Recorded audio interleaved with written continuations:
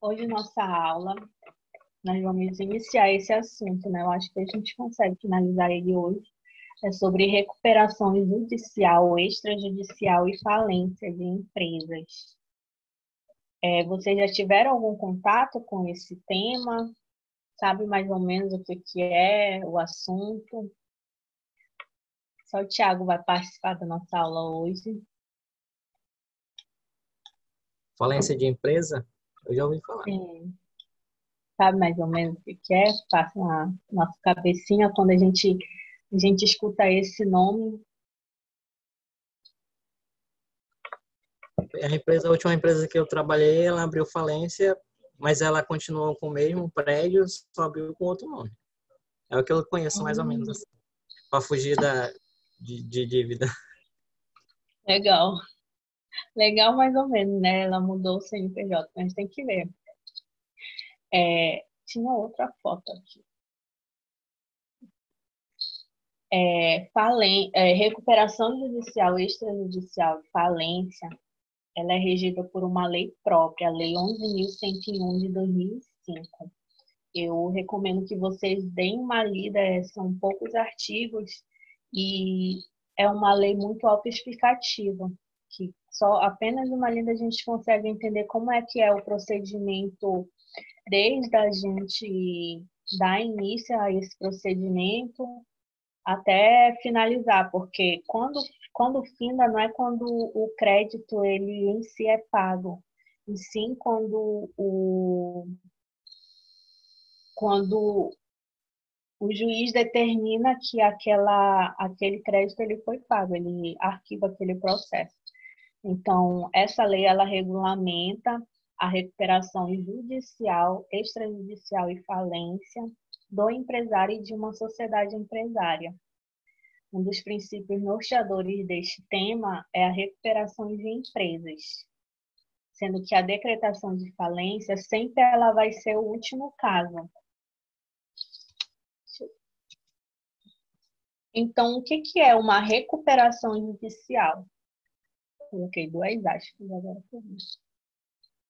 A recuperação judicial, ela prevê um plano de resgate financeiro para a empresa que está passando por algum problema econômico-financeiro e ela não consegue honrar suas dívidas, ou seja, a recuperação judicial sempre vai ocorrer por parte da empresa que vai solicitar judicialmente do juiz, através de um plano econômico, a recuperação da empresa para que o crédito, o débito que existe, seja feito um plano de ação, mais ou menos um plano de ação para que todos os créditos eles sejam pagos devidamente, de acordo com a lei. O artigo 47, ele conceitua a recuperação judicial. A recuperação judicial ela tem por objetivo viabilizar a superação da situação de crise econômica financeira do devedor, a fim de permitir a manutenção da fonte produtora do emprego dos trabalhadores e dos interesses dos credores, promovendo assim a preservação da empresa, sua função e o estímulo à atividade econômica. A gente está no artigo 47 da Lei de Falência. Ou seja, a recuperação judicial é capaz de arrecadar o suficiente para pagar os credores, fornecedores e manter os empregos, né? Porque geralmente quando a gente faz um plano de recuperação judicial, o principal objetivo é não pôr fim à empresa, e sim fazer uma negociação com os credores, fornecedores e manter os empregos, né, os empregados da empresa. Então, a recuperação judicial, ela busca sempre evitar a falência e dar continuidade nas atividades empresariais e visa a reestruturação dos negócios, a recuperação de crédito e a manutenção dos empregos do funcionário. Eu acho que foi esse procedimento que foi feito pela empresa que tu estavas trabalhando, Thiago. A Pois é, recuperação judicial, porque eles mudaram de nome, né? Geralmente, quando faz a solicitação de recuperação judicial, a empresa ela se mantém, só que ela fica tentando fazer aquele dinheiro movimentar para pagar os credores judicialmente. Tá bom? Olha, professor, eu entendi a parte quando você disse que a recuperação judicial seria uma forma dele ganhar um fôlego para ele conseguir pagar os credores, não é isso? E para manter os funcionários e tudo mais. Mas e se ele quiser manter a falência da empresa, se quiser, como ele mesmo fez, montou uma outra empresa, ou ele usou outro nome, e aquela empresa, por exemplo, assim, eu conseguiria entrar na justiça para repor meu dinheiro, por exemplo? Tem que ver se os donos do CNPJ cadastrado na empresa, é o mesmo fins que a antiga empresa. Se tiver o mesmo dono atuando, mesmo como administrador, se tiver o mesmo conceito de empresa, não for uma empresa nova, né? Que a empresa nova, aí a gente consegue. Se for crédito trabalhista, na fila lá de pagamento é o primeiro. Mas tem que ver quem é que está por trás da empresa, porque às vezes a pessoa ela usa o nome de terceiros para iniciar uma nova empresa. Ou então ela entra em recuperação judicial e faz acordo com outra pessoa jurídica e eles mudam o nome, mas o crédito trabalhista ele fica naquela empresa. Tem que ver até onde foi a execução dos valores que eles estão devendo. Se tu tem alguma ação contra essa empresa e não foi encontrado nenhum valor, tem que fazer uma pesquisa bem interna em relação a essa nova empresa para verificar se aquele crédito ele pode satisfazer o débito. Para entender? A primeira ação aí no teu caso vai ser procurar saber se essa nova empresa é realmente a devedora antiga. Se for, tem como reaver esse dinheiro, sim. Executar, na verdade, né? Pois é, porque onde eu trabalhava, assim, a empresa era a Oxyred, aí ela abriu falência. Aí no mesmo Empresa de quê? produto químico. Hum. Aí ela colocou o nome A Fonte, A.Fontes, tipo, é outra empresa. Então, o que ele devia para aquele pessoal lá, tipo, ele zerou, ele começou do zero com praticamente todo mundo e tá levando com a barriga.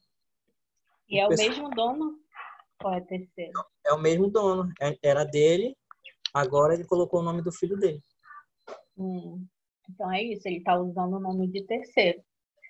Como é da mesma família, tem como comprovar que é o mesmo rol, né? O mesmo dono que está administrando. Aí tem como ir atrás. Aí a pessoa pede para executar, se for um crédito trabalhista na Justiça do Trabalho. Aí depois me dá o nome direitinho que eu consigo verificar para ti do que se trata. Tem como pesquisar o CNPJ da empresa. Porque existem coisas diferentes. Existe a recuperação judicial e a falência, que são duas situações diferentes. Então, tem que ver o que foi que aconteceu primeiro com a antiga empresa, por que ela decretou falência e por que o CNPJ ele houve essa alteração. E se houve, por que não foi pago. Então, tudo isso tem que verificar, tá bom? Mas tu me passa que eu posso verificar para você. Então, a recuperação judicial, ela sempre o objetivo das empresas não é encerrar as atividades ali. O objetivo de uma recuperação judicial é tentar fazer com que os credores negociem com eles judicialmente e que ele consiga ter esse fôlego que tu informou, ter um fôlego para pagar e tentar se reerguer. Porque caso ele não cumpra o pagamento daquele plano encaminhado para a recuperação judicial, o juiz ele vai decretar a falência da empresa. E quais são as vantagens e desvantagens de solicitar uma recuperação judicial? No caso, as vantagens é que não há interferência externa na gestão. Exceção feita, esse caso é assim, não vai haver uma interferência externa. No caso do procedimento de desvantagem, procedimento de recuperação judicial, não vai ter o administrador judicial determinado pelo juiz para ele administrar os bens da empresa, que ocorrem em falências. Ele vai ter um período de 180 dias de blindagem, ou seja, ele durante esse período, geralmente dura bem mais, ele não vai poder ser bloqueado, ele não pode ser executado, né? Bloqueado. Aquele crédito que ele está devendo por processos, eles vão ser suspensos. Os acordos realizados sobre a presença judicial com os credores, no caso, retira a possibilidade de reclamações posteriores, ou seja, quando a gente entra com a recuperação judicial, sempre vai ter a interferência do Poder Judiciário, né? Sempre o juiz de falência, ele sempre vai estar ali analisando aquele processo e depois os credores eles não vão poder fazer nenhum tipo de reclamação porque a situação ela foi feita mediante a aprovação do juiz. As desvantagens. A aprovação do plano ela pode ser dificultada no caso de existir uma alta quantidade de credores. Então, todo o procedimento para recuperação judicial, a gente tem que seguir os requisitos da lei. E quando existe uma quantidade muito grande de credores, existe a possibilidade desse plano de recuperação judicial ser negado. Vocês ouviram aí o meu? Deixa eu tirar aqui. Eu ouvi, eu acho que foi justamente isso que levou ele a não conseguir A suspender, né? fazer o acordo, né? Eu acho que ele resolveu, então, decretar falência. Entendi. Se ele decretou falência, então ele não pode estar atuando na atividade empresarial. Tem um período aí, 10 anos, para ele retornar nessa atividade empresarial. O plano de recuperação, uma desvantagem, né? O plano de recuperação, ela vai depender de aprovação geral. Ou seja, tudo que ocorrer, ela depende de aprovação geral. Geralmente, a gente tem como pilares de uma empresa, auditoria de uma empresa, né? Auditoria administrativa, fiscal, contábil e jurídica. Quem é que faz esse plano de ação é de acordo com esses 3 pilares. Quando esse plano de recuperação, ele vai depender sempre da aprovação dos credores, dos sócios, sempre vai ter várias pessoas atuando neste plano de recuperação. E outra desvantagem vai ser que os impostos deles podem ser parcelados em até 84 meses, período muito inferior ao que é possível obter no refis. Essa é a Lei 13.046 de 2014. 5. A recuperação judicial, ela pode ser entendida como uma reorganização econômica, administrativa e financeira de todo um empreendimento, o qual é realizado sob o crivo da justiça. Sempre vai ter o Poder Judiciário para atuar naquela recuperação da empresa, né? Recuperação judicial. E ela passa por três fases, a recuperação judicial. Sempre a fase postulatória, que é quando ocorre a apresentação de sua ação em juízo, ou seja, a gente vai protocolar um pedido com as características e requisitos exigidos em lei.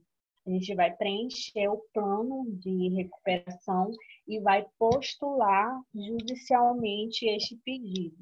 A fase deliberativa, que vai ser a votação dos planos de recuperação de empresa. Aqui o juiz ele vai decidir se a empresa ela vai ter o direito de pedir a recuperação judicial, sempre seguindo os requisitos do artigo 48 da lei. E a fase executória, que é quando o plano, aquele plano feito pela empresa e pelo judiciário, ele começa efetivamente a ser posto em prática. Caso o aval da Assembleia de Credores seja obtido e o plano aprovado e o plano seja aprovado, inicia assim a fase executória. O credor aqui ele deve cumprir com todos os deveres do acordo.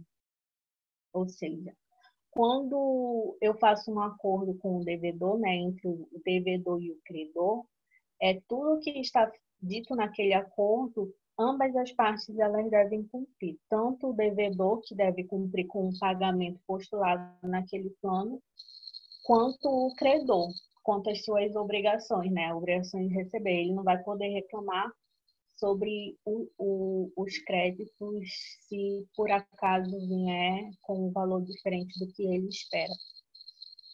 Após o cumprimento das obrigações, a recuperação judicial ela vai ser extinta. Ou seja, quando o devedor, quando a empresa ela cumpre todas as obrigações, fez lá, o juiz autorizou, iniciou o plano de ação, né? O plano iniciou na fase executória, ele cumpre todos os procedimentos ali adotados. Então, quando ele cumpre, a recuperação judicial ela se extingue e a empresa ela volta a movimentar as atividades normalmente. Caso ele não honre o pagamento e ele continuar inadimplente, a empresa, a falência ela será decretada.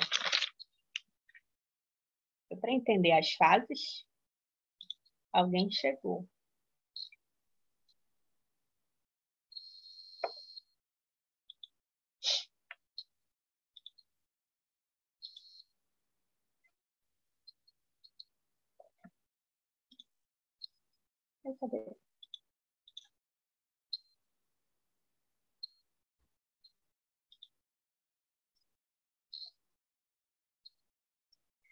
Tá, cadê? Volte aqui. Essas são as etapas para a gente postular um pedido de recuperação judicial. E como é que ocorre aquele processo? As fases do processo de recuperação judicial, ela vai ocorrer inicialmente pelo levantamento.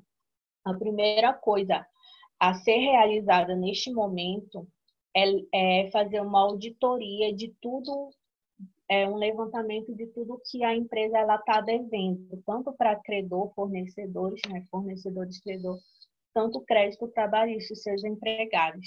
E aqui, neste momento do levantamento, existe meio que o valor que a empresa espera que deve, este valor ele aumenta muito mais, porque às vezes a gente não está contando com juros e multas que estão correndo, né? Então, aqui, a fase do levantamento ocorre a blindagem patrimonial da empresa. É tipo uma auditoria fiscal de tudo que a empresa está devendo. Ela está devendo, é feito um plano de recuperação. Nesse plano de recuperação vai ter todos os credores que aquela empresa tem, inclusive créditos trabalhistas. A segunda vai ser a petição inicial, seguindo todos os requisitos do artigo 51 da lei de recuperação e falência, né? E a terceira é o deferimento do pedido pelo juiz. Se tiver tudo em ordem pelo plano de recuperação, o juiz vai deferir o pedido, vai nomear um administrador judicial e esse administrador judicial ele vai atuar em nome da empresa para fazer o levantamento e fiscalizar que todos os credores eles sejam pagos de acordo com o que consta no plano de recuperação. Dá para entender? Sim, professor. E para isso, sempre quando eu estou falando que a gente deve seguir o que a lei exige, a gente tem que analisar todos os quesitos que a lei ela dispõe, né? E uma das condições para o pedido de recuperação judicial, condições para o pedido de recuperação judicial, assim, nem toda empresa que está passando por uma crise pode entrar com pedido formal para recuperação judicial. Apenas alguns negócios eles apresentam estes requisitos e nem sempre todas as empresas elas cumprem. Um exemplo é quando a empresa ela está irregular. Quando a empresa ela está irregular, lá no início que eu ensinei no direito empresarial, teoria geral, ela não tem possibilidade de entrar com pedido de recuperação judicial, justamente porque ela está irregular. Então, uma das vantagens seria essa, quando a gente tem o nosso nome registrado como empresa, tudo regular de acordo com a lei, a gente consegue fazer um pedido de recuperação justamente para a gente tentar reaver as atividades daquela empresa. Uma das condições é o estado crítico de insolvência iminente, ou seja, ela está mais recebendo, ela não está recebendo nada para alimentar o crédito que ela tem, né? Os credores, ou seja, ela está ela está recebendo, ela está devendo mais do que recebe. Este que é o estado crítico de uma insolvência. Desordem no caráter administrativo, problemas na ordem tributária, geralmente deve à fiscalização, né, tributos, incapacidade de agregar valor. Aí eu trouxe aqui uma imagem sobre o pedido de recuperação judicial, que o objetivo é fazer com que as... Oi. Eu queria só explicar um pouco se o B, o C e o D. Desordem no caráter administrativo. A pessoa ela não tem uma organização financeira pela empresa. Geralmente, o financeiro daquela empresa está atuando totalmente de forma desregular, financeiro e administrativo, né? Uma desordem. Problemas com a ordem tributária é quando está devendo tributos. Geralmente, quando deve tributos, o Estado ele multa e as multas elas não são elas não são um valor razoável. Né? Eu falo, não posso nem falar isso. Geralmente as multas elas são um valor muito desproporcional, muito alta. Então, se você geralmente não paga um tributo, mas eu vou ensinar isso no direito tributário, que eu ainda vou dar aula. Mas o problema da ordem tributária é quando a empresa está devendo tributos para o governo e ela precisa pagar. Se ela não paga, ela é multada. Então, aquele valor vai virando uma bola de neve. Vai chegar em um momento em que a empresa não tem condições nenhuma de pagar aquele valor. E a incapacidade de agregar valor, ela deve estar ela deve estar com a atividade atuando normalmente. Quando ela não tem a capacidade de continuar as atividades, não tem por que ela pedir a recuperação judicial, e sim o pedido de falência. Então, ela deve estar em contínua atividade no mercado. Deu para entender?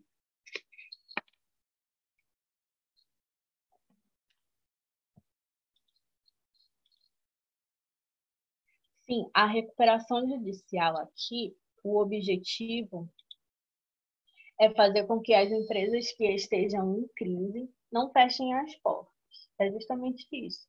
E como ela vai funcionar? De acordo com o artigo 51 da lei, para entrar com o pedido, a empresa precisa encaminhar ao judiciário uma petição inicial com os documentos descritos no artigo 51. Tá aqui, ó. Fazer o levantamento, a petição inicial e vai encaminhar para o juiz. E esse juiz, ele vai analisar um plano de recuperação judicial e vai deferir ou não. Quem pode pedir? Empresas de qualquer porte, com algumas exceções, como as empresas públicas, de economia mista, cooperativa de crédito, planos de saúde, de assistência à saúde, entre outros. Eu ainda vou colocar aqui os impedimentos, tá bom? As empresas que não podem pedir. E caso aquele plano, como eu disse, caso aquele plano ele não seja cumprido, o plano que a própria empresa encaminhou ao juiz, caso este plano não seja cumprido, o juiz então vai decretar a falência daquela empresa.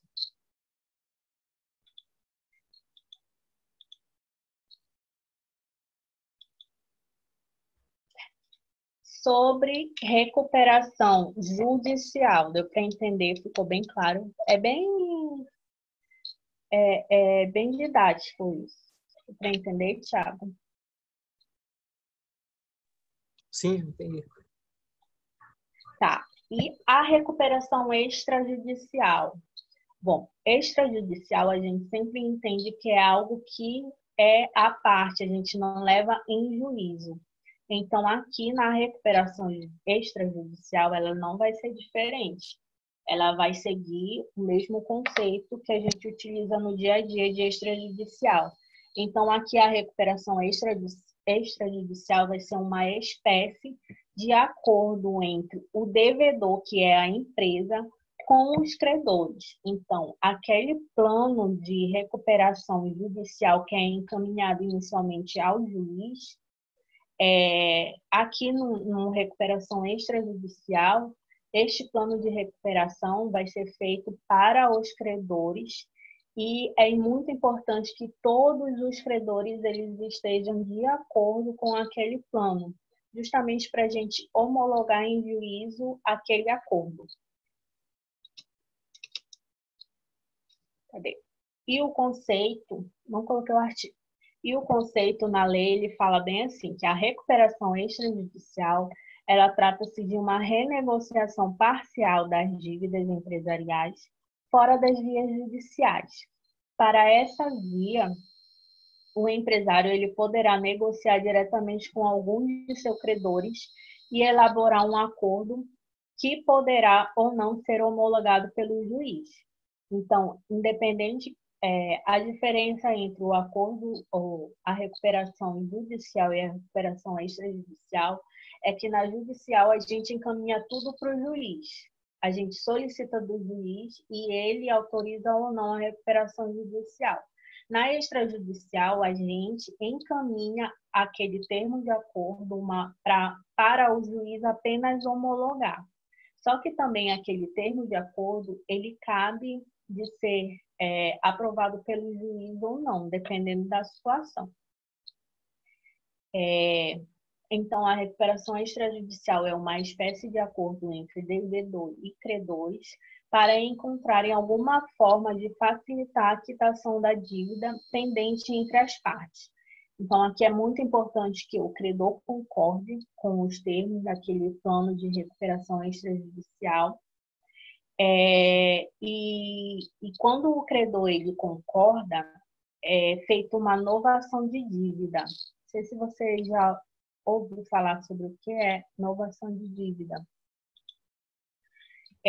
Novação de dívida é uma dívida renovada. Por exemplo, eu tenho um contrato de compra e venda, eu não compro com pagamento daquelas parcelas, então eu faço uma renegociação daquelas parcelas. Então vai se fazer uma novação de dívida, eu vou fazer um novo contrato baseado naquelas parcelas inadimplentes. Então aquele período que eu tenho para pagar, ele se renova. Para entender? O contrato original na novação de dívida ele vai ser substituído por um novo para que permita que a empresa cumpra com seus compromissos. Então, arque com os seus compromissos, né? Ela vai fazer uma renegociação de dívida, vai pegar os juros, vai congelar, vai fazer uma negociação com o credor, vai reduzir a termo e encaminhar para o juiz homologar na recuperação judicial, né? As vantagens, sempre quando a gente fala de procedimentos extrajudiciais, é quando a gente não leva a juízo aquela situação.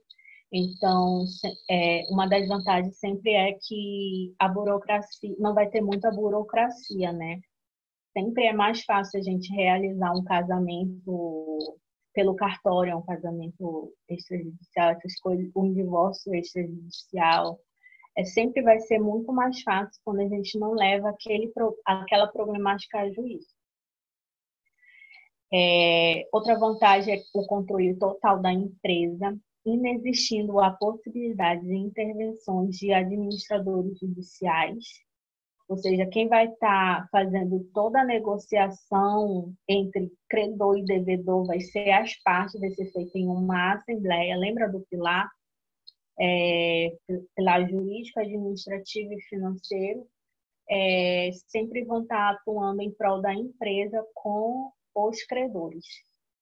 A submissão pela maioria, ou seja, quando a maioria dos credores concorda com a proposta, os demais obrigatoriamente ficam submetidos. É aqui que existe aquela exceção. Todos os credores eles devem concordar, mas geralmente quando são muitos credores, nem sempre vai haver aquela concordância entre si. Então, existe a possibilidade do juiz não homologar esse acordo quando a minoria que não concordar dos credores apresente uma ótima justificativa. Essa é uma das possibilidades, né? E as desvantagens. Caso não exista homologação deste acordo judicial, caso não exista homologação judicial dos acordos, reclamações posteriores poderão acontecer. Então, lembra que lá na recuperação judicial, a vantagem seria que os credores eles não poderiam fazer nenhum tipo de reclamação, porque o juiz ele estava a par de toda aquela negociação no processo, né?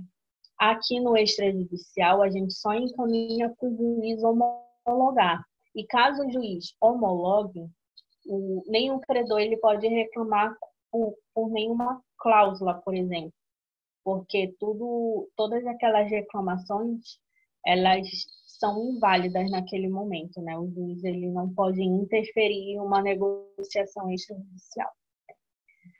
Caso os credores não forem suscetíveis às negociações, a recuperação extrajudicial será uma alternativa inviável. É justamente isso. Quando o credor ele não aceita, ele não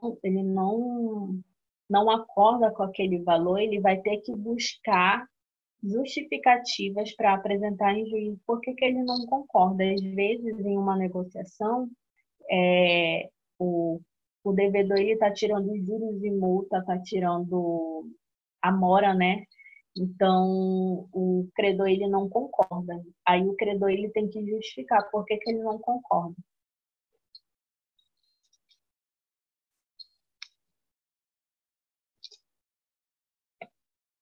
Aqui. Nem todas as empresas elas vão poder solicitar o pedido de recuperação extrajudicial como forma de solucionar suas crises. A lei de recuperação e falências, ela determina que algumas empresas sejam impedidas de solicitarem este tipo de recuperação extrajudicial. Ou seja, são excluídos em lei, né? Eu até coloquei aqui as instituições financeiras, ou seja, toda instituição financeira ou ela decreta a falência ou ela pede a recuperação judicial, nunca a extrajudicial. Cooperativas de crédito, consórcios, seguradoras. Claro que tem mais, né? Mas essas são as mais significativas no momento.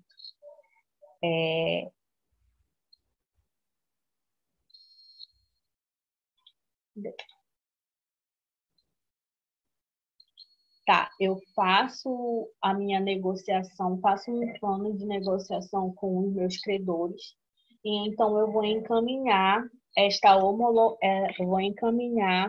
plano de recuperação para homologação em juízo. Acho que eu não falei aqui. Eu tô aqui. Depois eu volto.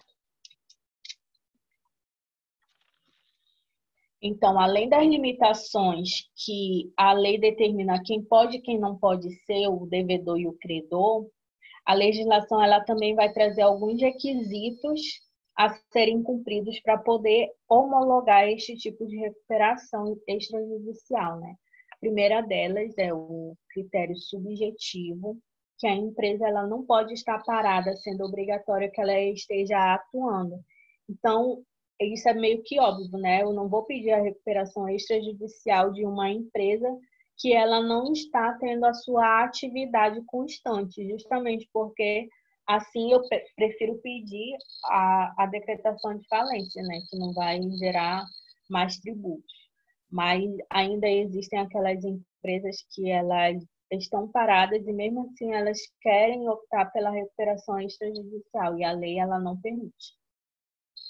A atuação efetiva ela deve ser comprovada pelo, no mínimo, os 2 últimos anos. Então, pelo menos nos 2 últimos anos, aquela empresa ela tem que estar em atividade, senão ela não vai ser aprovada em homologação.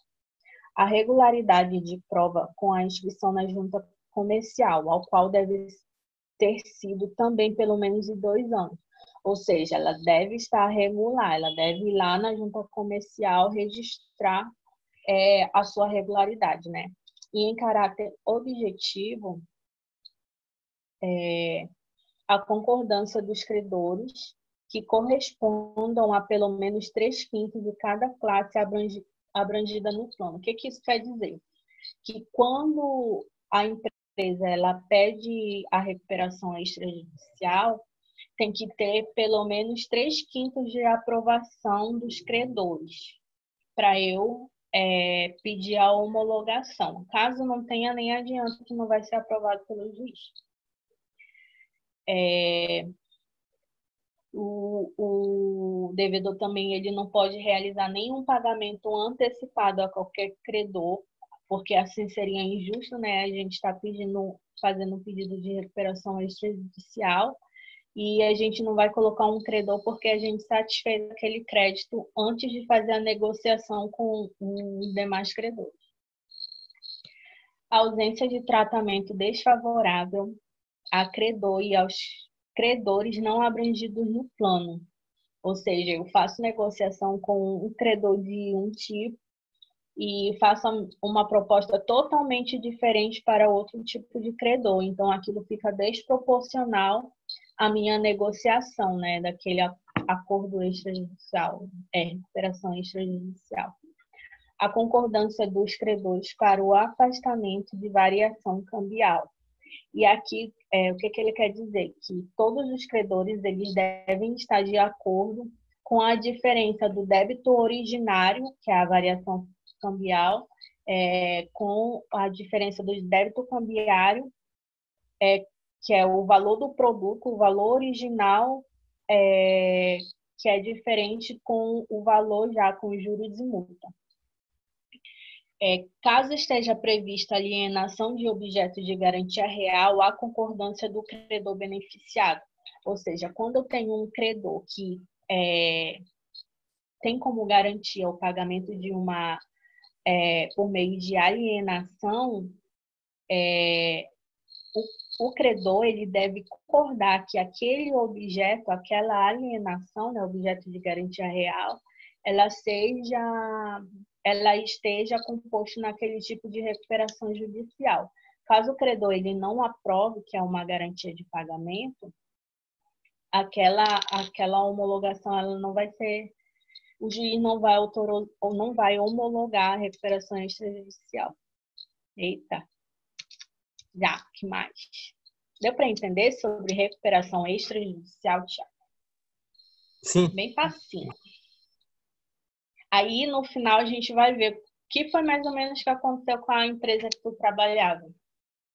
Foi recente isso? Não, eu já saí de lá, já tá com 7 anos.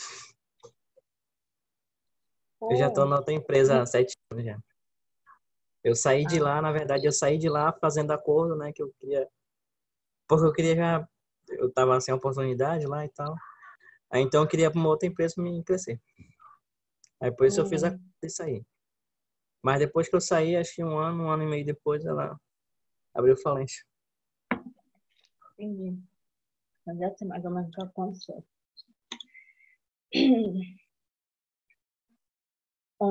E falência? Falência, o que a gente entende por falência? Geralmente, a situação jurídica aqui, ela decorre de uma decisão judicial. Aqui, quando o juiz ele decreta a falência de uma empresa, sempre é porque o devedor ele não satisfez aquele crédito, geralmente em ações. O juiz ele determina a desconsideração da personalidade jurídica e ele vai verificar o que o juiz vai verificar quando ele solicita a decretação de falência.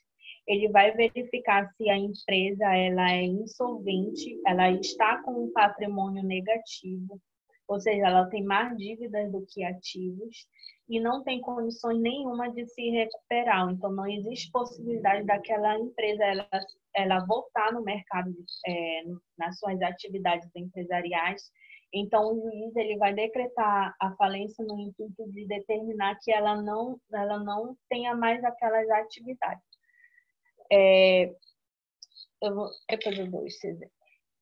O objetivo aqui em falências sempre vai ser preservar e otimizar a utilização produtiva de todos os bens e recursos que a empresa ainda possui. Porque todos os bens e recursos que ela ainda vai possuir vai ser para satisfazer o crédito dos credores, né? Vai ser para cumprir com o pagamento. Então, o juiz vai decretar a falência, vai afastar o administrador lá da empresa, o dono da empresa, ele vai afastar para entrar um administrador judicial e fazer uma avaliação de tudo que a empresa tem para satisfazer os créditos dos credores. Via de regra, a falência resulta na incapacidade definitiva da empresa para a empresa pagar suas dívidas, né? Ou seja, suas obrigações, o juiz vai decretar a falência. Dá para ver esse desenho? É mais assim para a gente ficar a par da situação. Falência é totalmente diferente de insolvência civil. E por quê? A falência vai ser uma declaração judicial de incapacidade de pagamento que afasta o devedor, que vai ser a empresa, o devedor da empresa apenas para os empresários ou sociedades empresariais. E a insolvência civil, por outro lado, vai ser uma declaração judicial de que as dívidas do devedor, elas são maiores do que o seu patrimônio e atinge as pessoas físicas ou jurídicas que não sejam empresários. Ou seja, a pessoa ou empresário que cumpre lá todos aquele rol, né, que a gente já estudou em direito empresarial, o patrimônio dele ele não vai ser atingido pela insolvência civil, pela falência, e sim pela insolvência civil, que é quando a gente vai atingir o patrimônio daquele devedor, daquele empresário. Deu para entender? O que é apenas para a gente saber a diferença entre falência e insolvência civil. A falência vai ser da empresa em si, insolvência civil do empresário.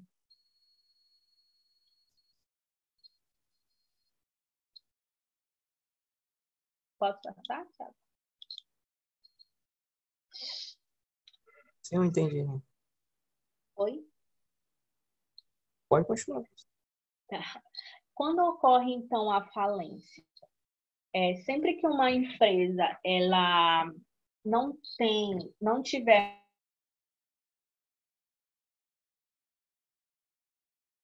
decorrência do comprometimento de sua situação financeira, o juiz vai decretar a falência, ou seja, vai ocorrer o inadimplemento injustificado. Minha internet caiu, alô?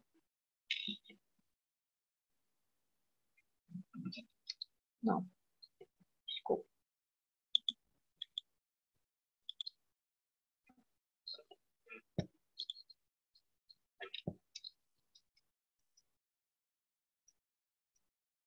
Já. Sempre vai ocorrer quando o inadimplemento injustificado está acima de 40 salários mínimos e quando ele não cumpre o pagamento, geralmente em execução. Então, quando a gente ajuiza uma ação contra uma empresa, ela é executada, o juiz determina a análise, assim, o juiz vai olhar lá os bens da empresa, a conta da empresa, e não vai encontrar nada lá, o juiz ele pode decretar a falência.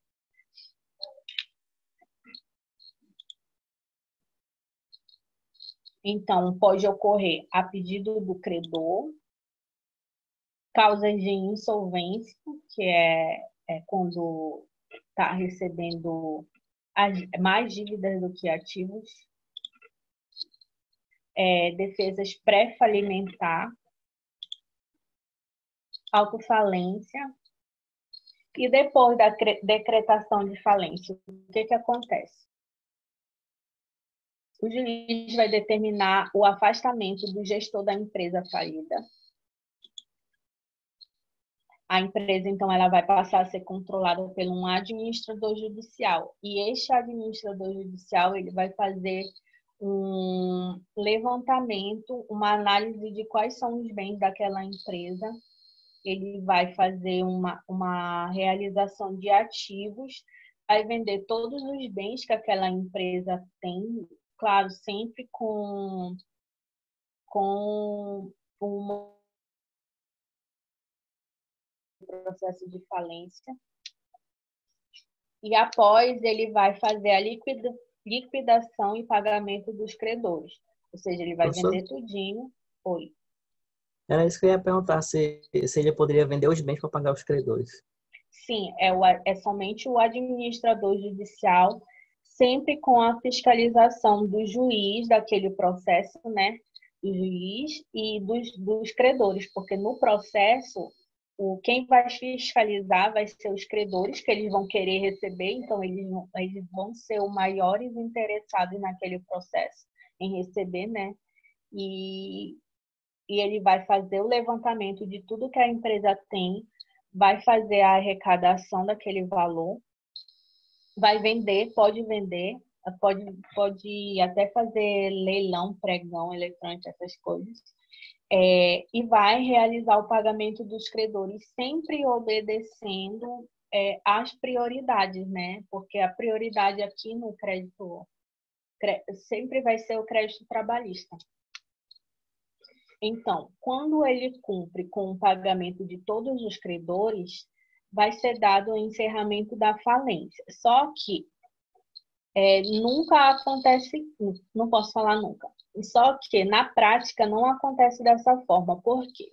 Geralmente, quando o administrador ele vai lá arrecadar os bens, ele vai identificar que aquela empresa ela não tem nenhum tipo de bens ativos assim para satisfazer todos os credores. Então, sempre um credor, geralmente os últimos da fila, eles vão ficar sem receber. E isso não é justo para os credores. Então, a lei ela permite que aquela empresa ela seja meio que restrita, né? Até coloquei aqui o seu. Ó, mesmo que os bens tenham se esgotado, as obrigações da empresa falida só se encerram ao fim do processo de falência, ou seja, após o pagamento de todos os créditos que aquela empresa lá deve, depois da realização do ativo, ou se depois da realização do ativo houver ocorrido o adimplemento de mais de 50% dos créditos. Aí meio que fica confuso, né? É quando ele paga tudo ou é quando ele só paga 50% dos créditos? Nesse caso em que quando a satisfação do crédito é apenas de 50%, o juiz ele determina que após transcorridos 5 anos do fim do processo de falência, ele não tiver cometido nenhum outro crime falimentar, ou após 10 anos, ou seja, durante aquele período de 5 anos, e ele não conseguir satisfazer o crédito dos credores, o nome da empresa vai estar meio que negativado, ela não vai poder rodar em atividade novamente, ela vai estar restrita. E após 10 anos, caso não tenha delito, caso a prática de algum delito tenha sido constatado. Por exemplo, quando é identificado que que os sócios da empresa eles estão utilizando dos bens da empresa e que vem dificultar o pagamento dos credores.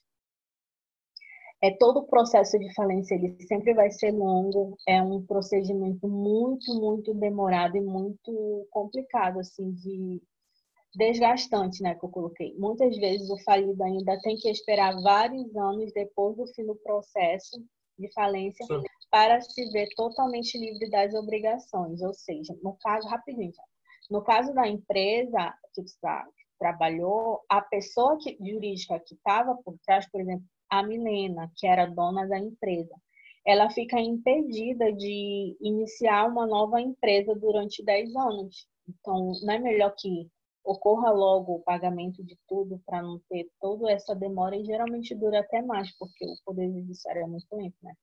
Diga, Tiago.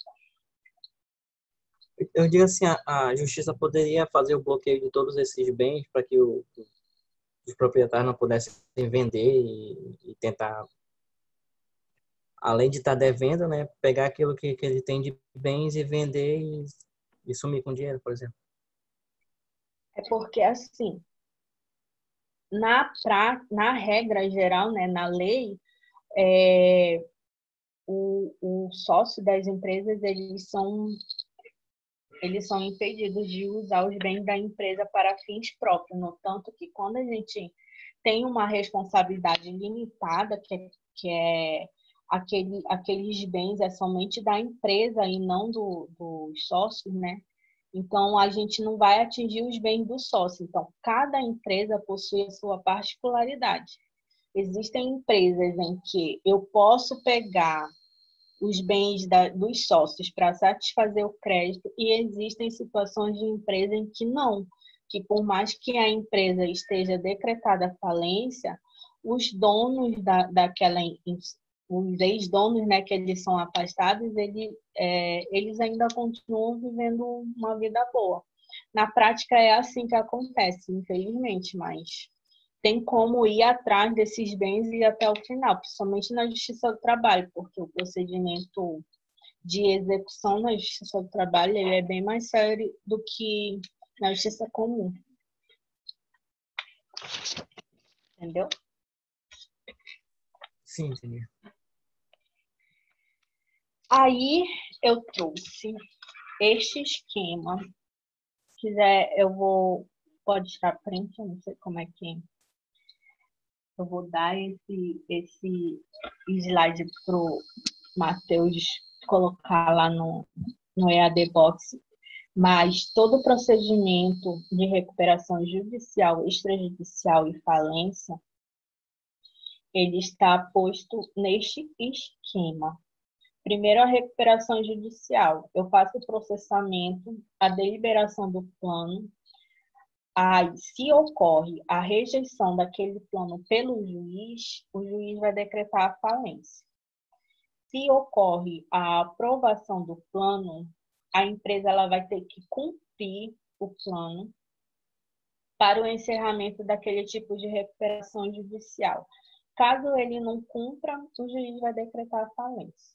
E existe um rito especial para microempresário e pequeno porte. Eu acho que está na apostila sobre isso. Da recuperação judicial. A negociação vai ser particular entre o devedor e os credores. Os credores abrangidos de coro de aprovação, né? Eles aprovaram lá o 2/5, aí a empresa ela encaminha o plano extrajudicial para a homologação do juiz, somente. Falência. Existem os pedido do credor, causa de insolvência, defesa pré-falimentar e a autofalência. A autofalência geralmente acontece quando o dono da empresa faleceu e os herdeiros daquela empresa não querem assumir a empresa, não querem fazer um pedido de recuperação judicial, querem encerrar as atividades daquela empresa. É isso que ocorre nesse pedido de autofalência, na maioria das vezes. Aí ocorre, né, a decretação do juiz através de sentença. Aí ele ou denega a falência, ou ele não vai determinar a falência, ou ele vai decretar a falência. Aí, nesse caso em que ele vai decretar a falência, vai haver, pelo administrador judicial, a arrecadação dos bens, a liquidação dos pagamentos e o encerramento da falência, com extinção de obrigação ou sem extinção, que é quando ele satisfaz totalmente o crédito ou quando ele não satisfaz. Aí vai ter aquele período de 5 e 10 anos para ele cumprir com o pagamento dos créditos trabalhistas. Acabou. Todo o procedimento de recuperação judicial, recuperação extrajudicial e falência, a gente já finaliza aqui. Ó. Acho que vai ter na apostila somente mais detalhadamente o que acontece, mas basicamente é isso. Esse que é o procedimento.